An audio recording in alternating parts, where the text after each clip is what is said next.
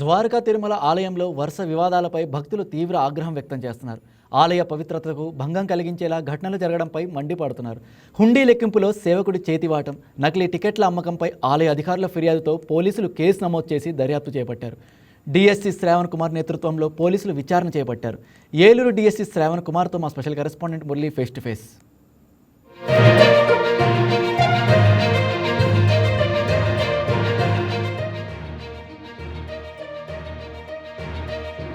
ద్వారకా తిరుమల పుణ్యక్షేత్రానికి సంబంధించి రోజుకో వివాదం చుట్టుముడుతుందని చెప్పుకోవచ్చు.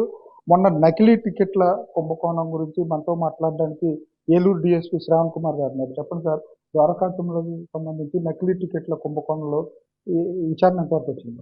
అందరికీ నమస్కారం.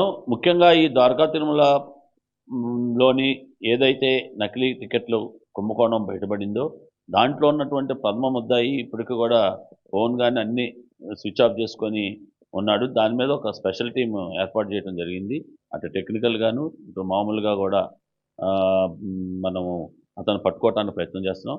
అతనుతో పాటు ఎవరైతే ఇన్వాల్వ్ అయ్యారో అందులో కొంతమందిని ఐడెంటిఫై చేయడం జరిగింది. వాళ్ళు పిలవటం, వాళ్ళ యొక్క స్టేట్మెంట్స్ అది రికార్డ్ చేయడం జరిగింది. ముఖ్యంగా ఇందులో ఏంటంటే టెక్నికల్గా ఏదైతే ఈ టికెట్లకి ఒక స్పెషల్గా పెన్ డ్రైవ్ వాడినట్టు, ఆ పెన్ డ్రైవ్ ఎక్కడి నుంచి వచ్చింది, ఆ సాఫ్ట్వేర్ ఎలా డౌన్లోడ్ చేశారు, ఎలా ఈ ప్రింటింగ్ వాడారు, ఈ ఎవరు ఎక్కడి నుంచి తెచ్చారు అనేది ప్రథమ ముద్దాయి కోసం వెయిట్ చేస్తున్నాం.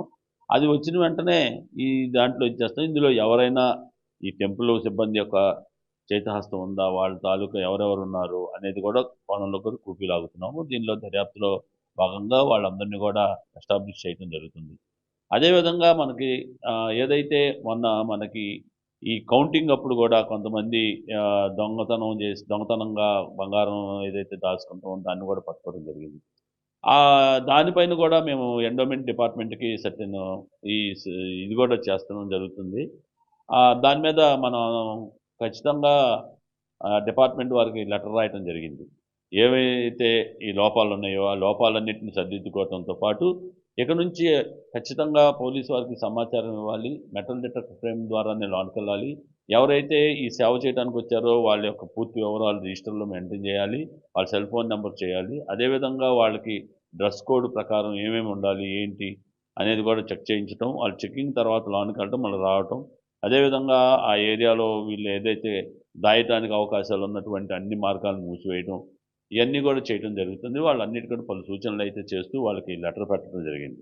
అలాగే ద్వారకా తిరుమలకు సంబంధించి నకిలీ టికెట్ల కుంభకోణంలో ఎంతటి వారైనా ఉపేక్షించేది లేదని చెప్పే పరిస్థితులు ఉన్నాయి.